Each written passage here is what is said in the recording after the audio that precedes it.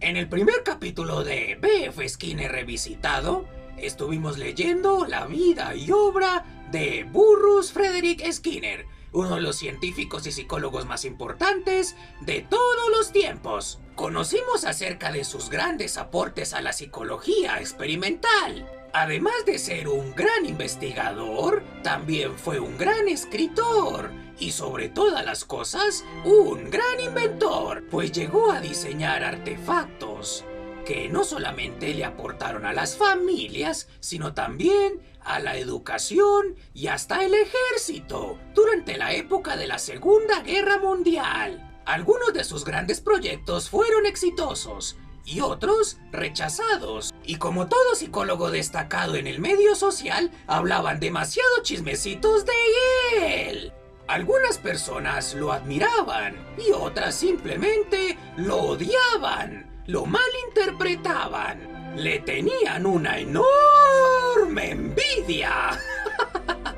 Pero en el medio hubo otros científicos que criticaron constructivamente su teoría, generando o desarrollando nuevas alternativas de investigación psicológica. Noam Chomsky, por ejemplo, fue uno de sus grandes críticos. El día de hoy vamos a leer el capítulo número 2. Recuerda que si tienes el libro a la mano puedes leer con nosotros. ¡Sí!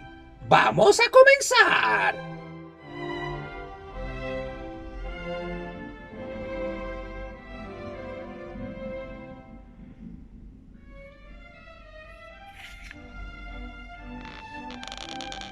Una aproximación historiográfica conceptual como anagnórisis de B.F. Skinner, por Alejandro Herrera, Andrés Gutiérrez, Franco Luján, Iván González y Sergio Sabogal.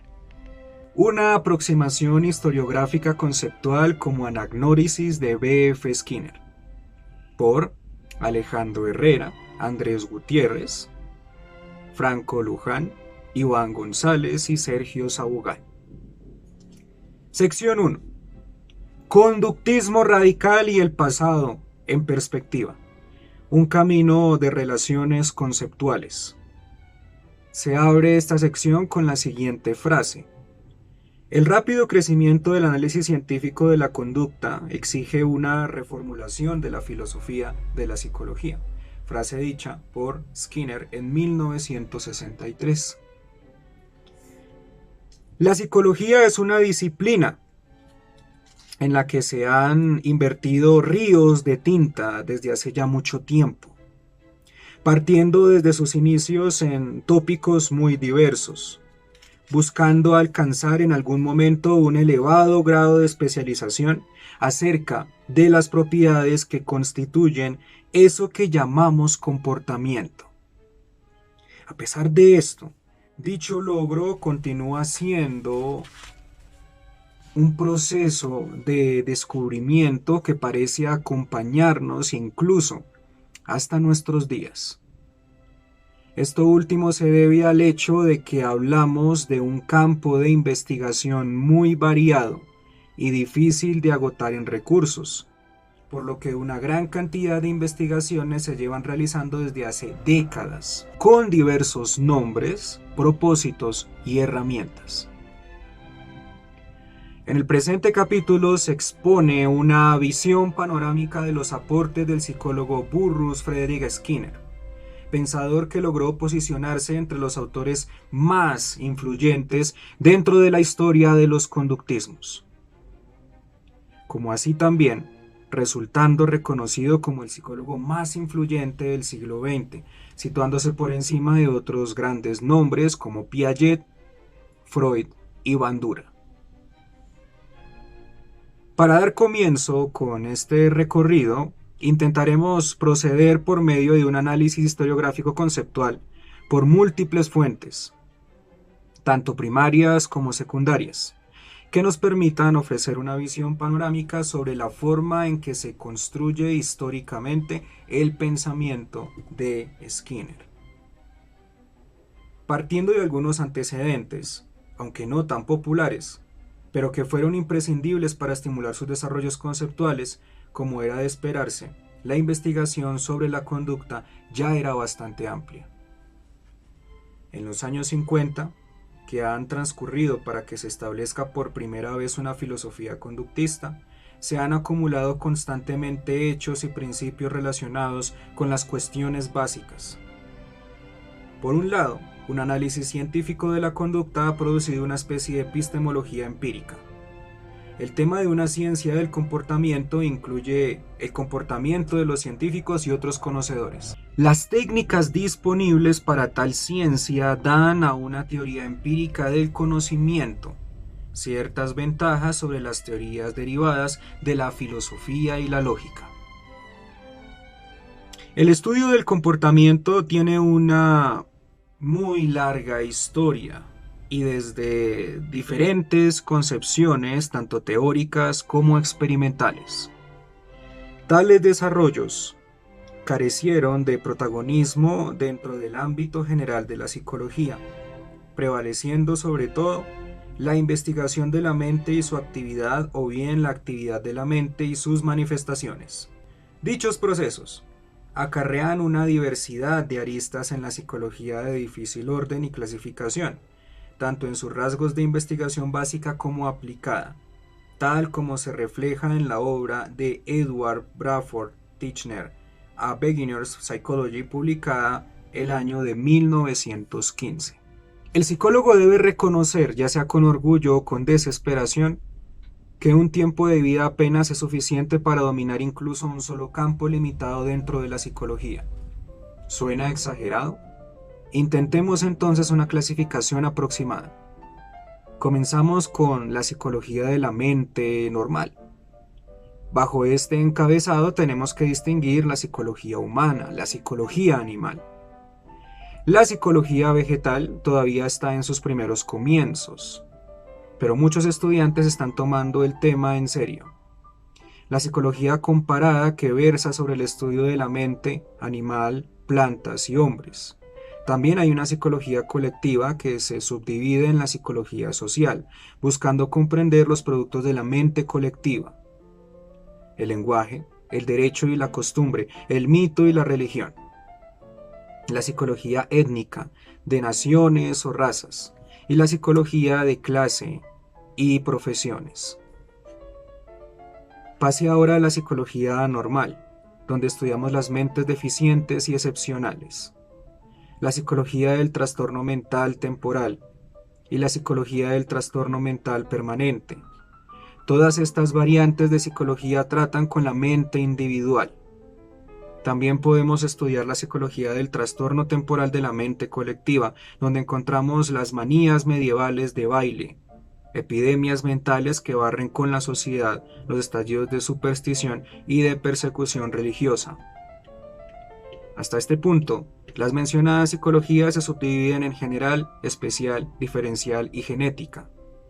Por último, dentro de lo que se denomina psicotecnia encontramos los departamentos de psicología educativa, la psicoterapéutica, la psicología jurídica y la psicología económica. Contextualizando aún más el problemático ambiente de la psicología antes del emerger de los conductismos, Baldwin 1902 relata que hasta mediados del siglo XIX la psicología era simplemente un estudio preliminar para abordar los problemas más amplios de la filosofía, pero que con el paso del tiempo se fue posicionando sobre una base experimental, convirtiéndose así en el lugar donde la filosofía y la ciencia se unen. Entre las primeras definiciones de psicología que encontramos en la obra del mencionado autor, Baldwin, 1902, quien argumentaba que la psicología era comúnmente definida como la ciencia del alma, Porter, la ciencia de los estados de conciencia como tales, Ladd, la ciencia de la experiencia inmediata, Wundt, argumentos que son vueltos a mencionar propiamente por Wozniak en 1999.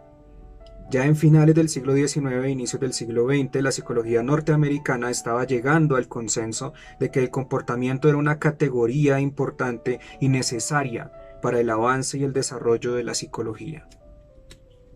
Engel, 1912. Pero Watson hizo de esta categoría el único objeto de estudio que realmente importaba y debía defenderse.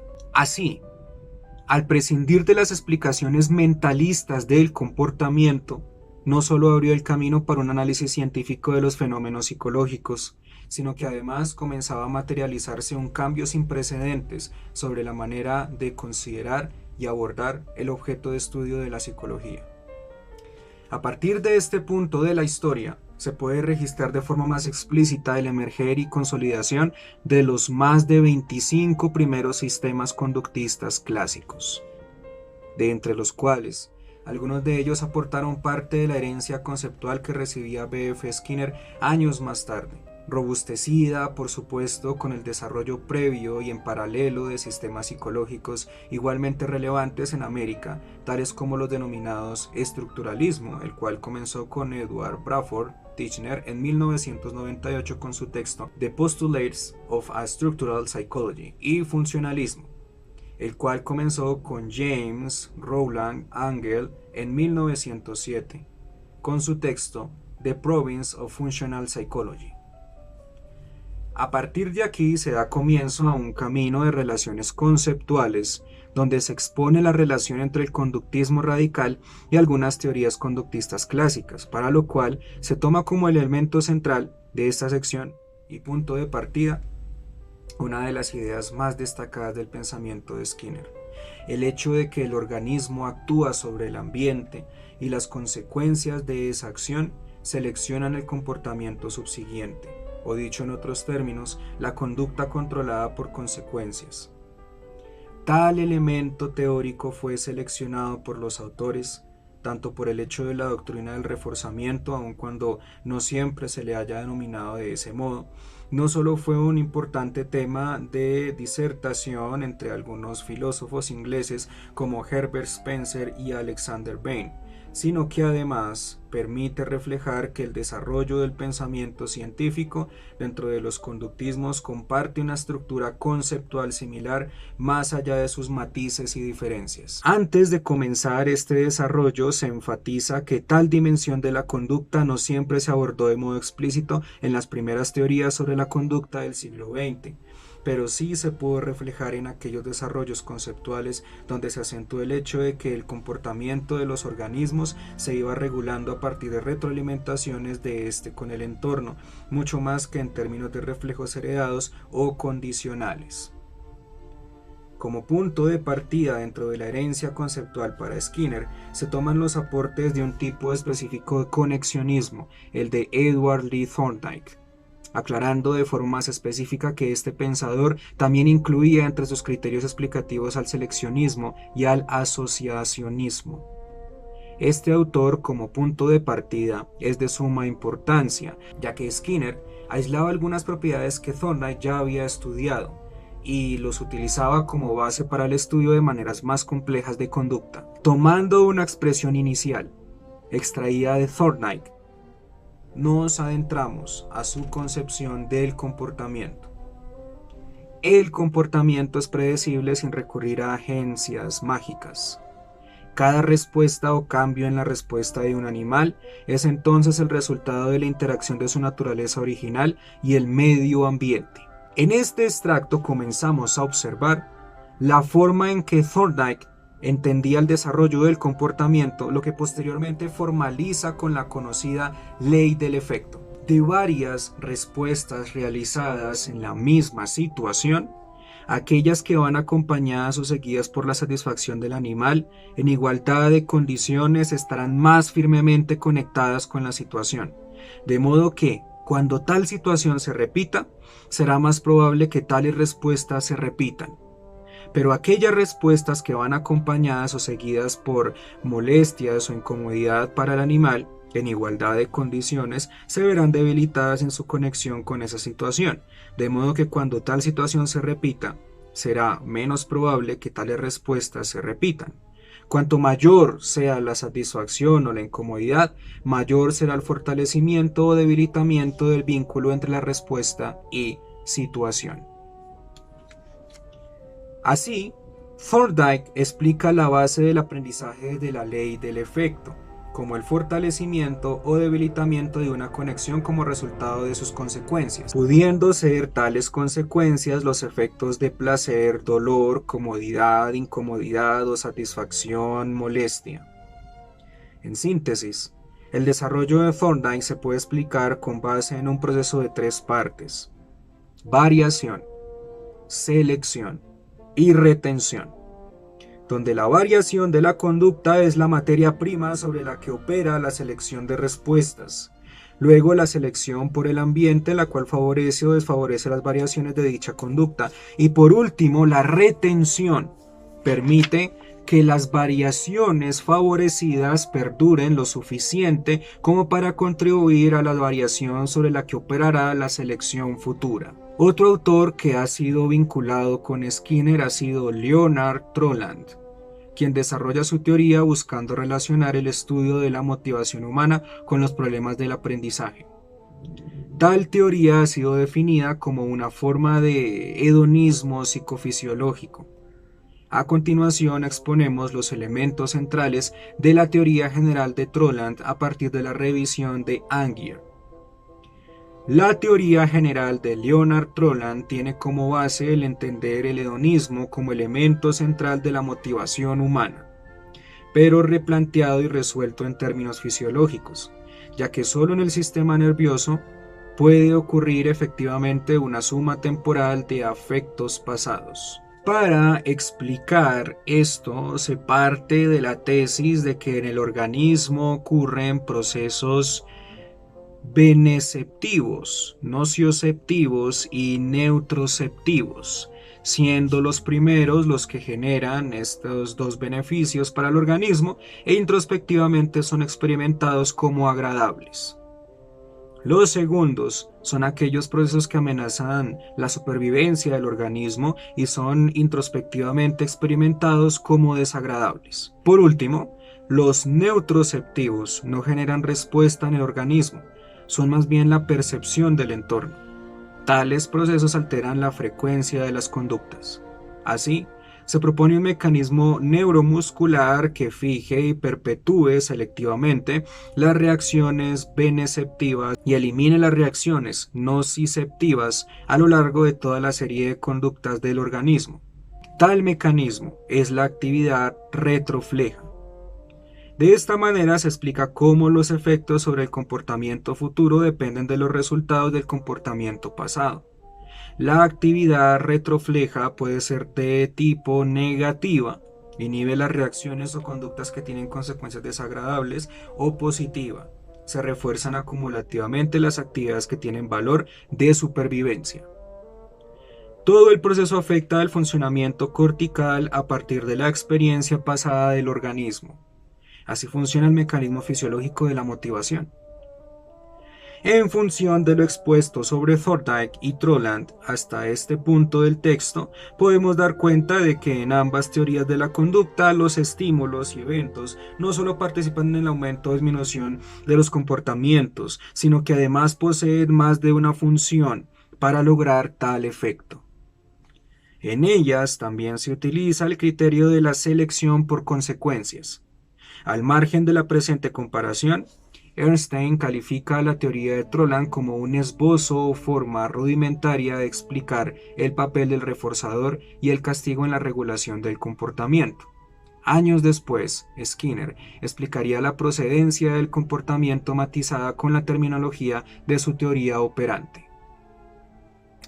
Continuando el camino de las relaciones conceptuales con Skinner, ahora se hace mención del Dr. Harvey Carr, un conocido psicólogo experimental y defensor de la psicología funcionalista en la Universidad de Chicago, donde impartió clases durante el periodo de 1926 a 1938 y con marcadas influencias de J.R. Angel y J.B. Watson. Entre los artículos de este autor destacamos uno que lleva por título Principios de selección en el aprendizaje animal, 1914, donde puede verse reflejada la estructura teórica con la que Skinner explica funcionalmente el comportamiento, aunque de una manera un tanto rudimentaria. A continuación resumimos los puntos centrales del trabajo de Carr. En psicología comparada, El placer y el dolor se consideran generalmente los únicos principios selectivos en el aprendizaje. El acto exitoso es estampado por el placer y los errores son eliminados por lo desagradable. Pero además debemos considerar, en una caja problema el estímulo consiste no solo en la comida, sino también en la caja misma, la mesa sobre la que se trabaja, el experimentador, varios objetos en la habitación y el estímulo motivador del hambre. Cualquiera de las condiciones sensoriales constituye un estímulo desde el punto de vista psicológico. El hambre es una condición sensorial irritante, persistente, que despierta actividad hasta que algunos de los actos logran alterar o aliviar la condición perturbadora. Existe una interacción circular entre los estímulos sensoriales y los movimientos del animal. Cada acto modifica el estímulo en algún aspecto y el cambio de estímulo a su vez modifica el acto. Cada movimiento genera estímulos kinestésicos y cutáneos distintivos. La intensidad y la dirección del olor a comida varía prácticamente con cada movimiento. La situación visual difiere para cada actitud y posición del animal. El acto exitoso introduce elementos gustativos y modifica el estímulo del hambre.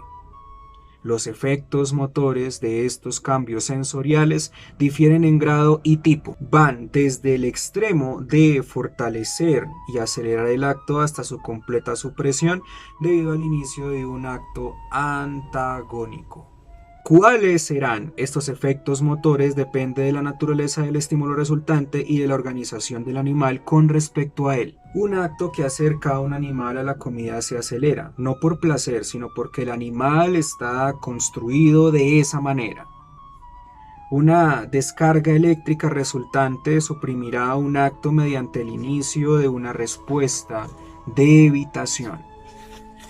La respuesta negativa debe explicarse no en términos del disgusto, sino de la organización innata del animal a tal estímulo. El estímulo al que responde el animal también cambia radicalmente de una prueba a otra a lo largo del proceso de aprendizaje. Carr, 1914. En esta cita extraída del trabajo de Carr podemos observar un lenguaje de explicación de relaciones funcionales entre estímulos, respuestas y variables de control en relación con la conducta de comer.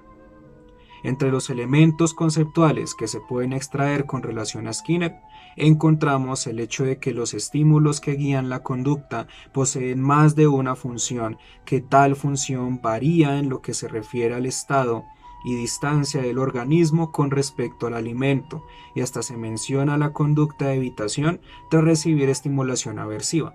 A pesar de los elementos señalados a modo de comparación, sin duda, lo más relevante que se puede señalar de esta cita es que la explicación que utiliza Carr implica la descripción de conjuntos interconectados de relaciones funcionales, lo cual es propio del conductismo radical. Otra relación conceptual que se expone es sobre algunos desarrollos teóricos que comparte el Dr. John Produce Watson con el conductismo radical de Skinner. El conductismo de Watson puede definirse como un conductismo de tipo funcionalista, que tiene sus raíces en la psicología animal y o comparada proveniente de la doctrina del tropismo de Loew, que destaca el concepto de condicionalidad de Verworn en combinación con el pensamiento de la reflexología rusa, lo cual se integra en la idea de que todos los fenómenos de la vida, incluidos los fenómenos espirituales, son únicamente comportamiento en situaciones específicas.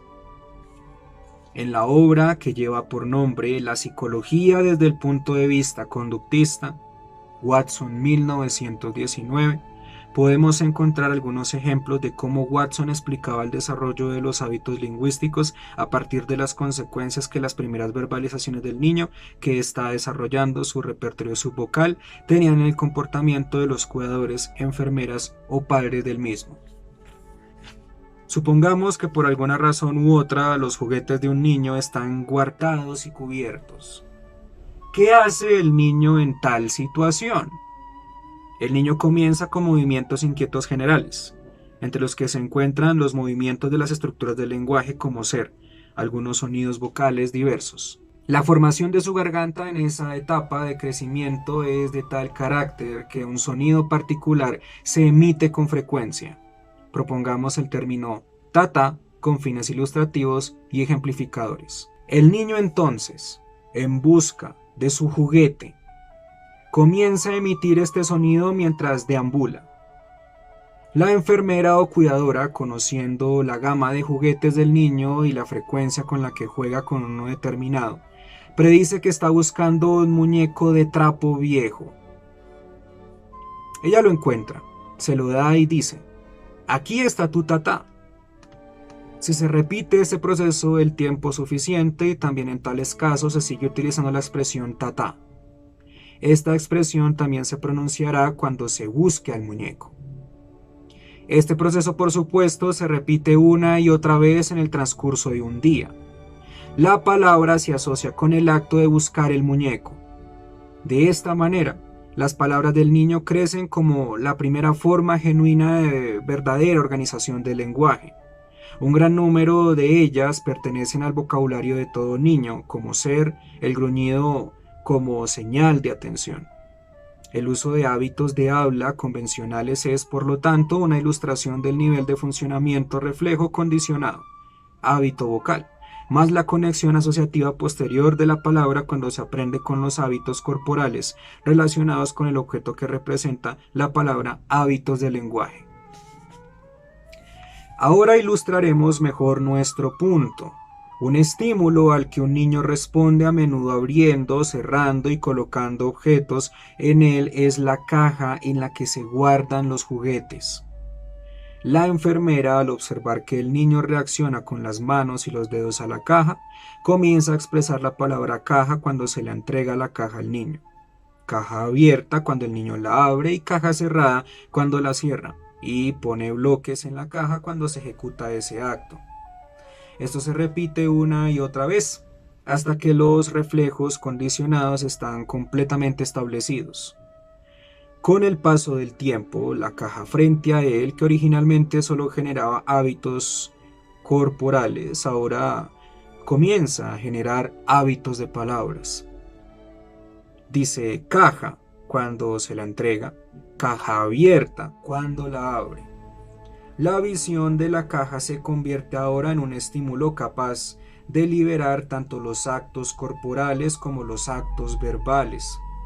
Se establece una serie de conexiones funcionales entre la visión y los músculos laringeos que existe junto con las conexiones ya establecidas anteriormente que van desde el mismo receptor a los músculos de los brazos y las piernas. Cuando se presente la caja ahora, ¿qué acto se llevará a cabo? ¿Acción manual o acción laringea? Es en este punto que la influencia del entorno sobre la formación e imposición de los hábitos lingüísticos pasan claramente a primer plano. Watson, 1919, páginas 313 a 322. En el anterior extracto se puede observar cómo Watson explica el desarrollo de los hábitos vocales a partir de la interacción de varios componentes, entre los cuales se encuentran los comportamientos exploratorios del niño, la ejecución de sonidos rudimentarios dirigidos a los cuidadores y la consecuente conducta de los cuidadores para moldear la forma en que el niño refiere a los objetos, en tal caso los juguetes. Así, el concepto expresado por Watson lo podemos encontrar en la obra de Skinner, Conducta Verbal, 1957, cuando se expresa: en vez de ir a una fuente de agua, una persona que tiene sed simplemente pide un vaso de agua. O sea, emite una conducta que produce cierta pauta de sonido, los cuales a su vez inducen a otra persona a llevarle un vaso de agua. Los sonidos mismos son fáciles de describir en términos físicos, pero el vaso de agua llega al hablante solo como resultado de una serie compleja de eventos que incluyen la conducta del oyente. El comportamiento, que es efectivo solamente por la mediación de otras personas, tiene tantas propiedades distintivas, dinámicas y topográficas que se justifica e incluso se exige que le demos un tratamiento especial. Los problemas que surgen de esta forma especial de acción generalmente se asignan al campo del habla o de la lengua.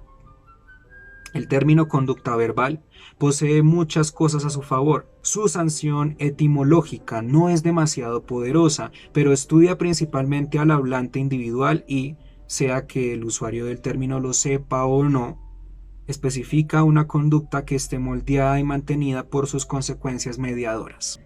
¿Qué tal te pareció la sección número 1 escrita por Alejandro Herrera, Me ha parecido bastante interesante saber que Skinner tenía antecedentes teóricos e investigativos para desarrollar su teoría. Por otro lado, me parece bastante curioso todos aquellos tipos de psicología que podemos encontrar, desde la psicología humana, la psicología animal, la psicología vegetal. La psicología comparada fue mi favorita, ya que versa sobre el estudio de la mente animal, plantas y hombres. Eso casi hizo explotar mi cabeza. ¡Wow! Me pareció bastante interesante saber acerca de la psicología colectiva, psicología social, la psicología étnica, entre otro tipo de psicologías en donde claramente encontramos diferentes estudios y perspectivas sobre estímulos, respuestas y, a decir verdad, toda una composición teórica de el comportamiento humano. Sí, claro, pero no solamente el comportamiento humano, sino también el comportamiento en todas las especies. Eso es algo que también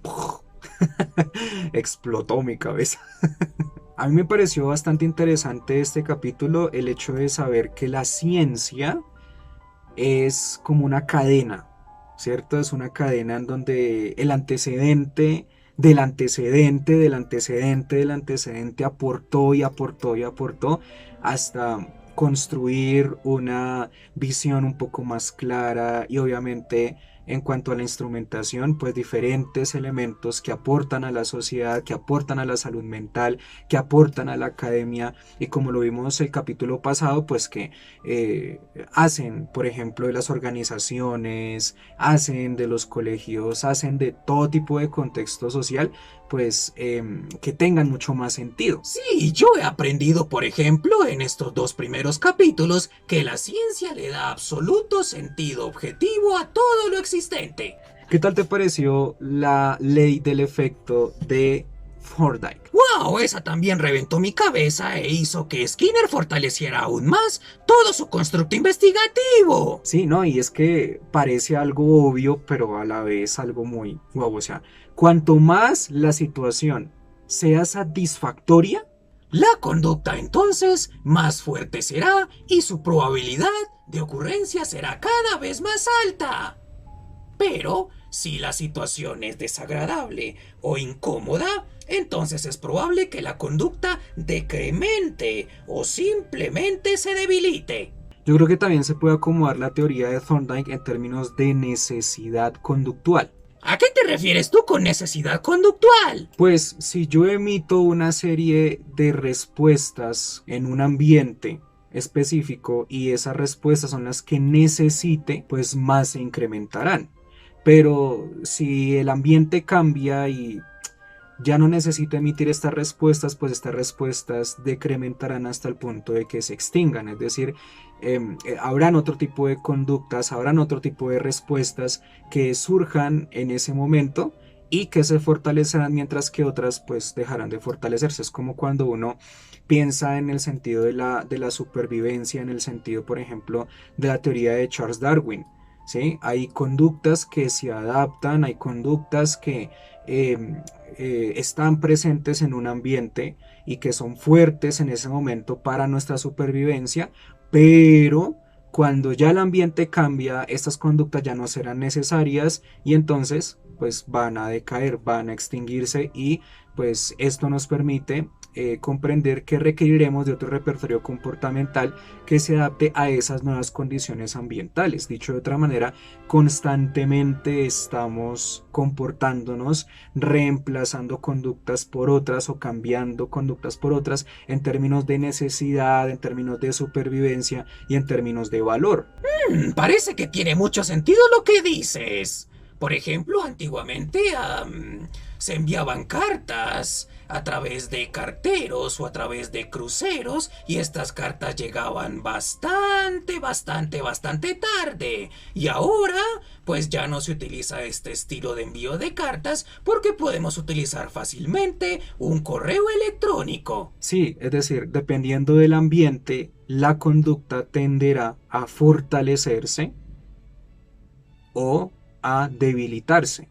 Si se debilita, emitiremos otros repertorios comportamentales que son necesarios para la supervivencia o para la comunicación social en este mismo ambiente.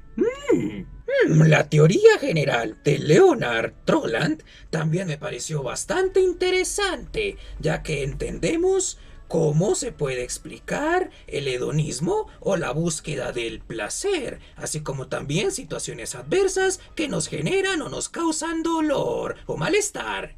A mí me pareció chévere esta parte, lo que era la psicología comparada, pues interpretaba el placer y el dolor como principios básicos del aprendizaje. Así es. Decía que eran los únicos principios selectivos en el aprendizaje, y aquí es donde podemos relacionar la necesidad o la importancia de estudiar la parte fisiológica sobre el comportamiento.